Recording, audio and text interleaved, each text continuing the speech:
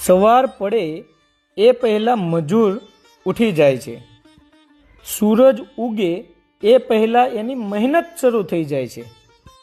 તડકામાં પરસેવો વહી જાય છે, હાથમાં છાલા પડી જાય છે, એને પણ કમર દુખે છે.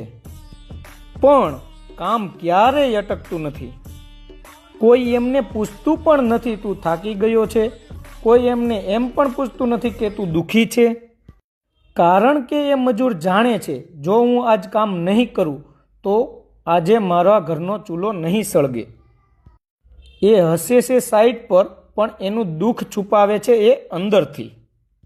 સાંજે ઘરે પહોંચે થાકેલી આંખો સાથે, પણ એ એમના બાળકોને જોઈને ફરી સ્મિત લાવે છે. દુનિયા એને મજૂર કહે છે, પણ એ કોઈનો પિતા છે, એ કોઈનો દીકરો છે અને કોઈના સપનાનો આધાર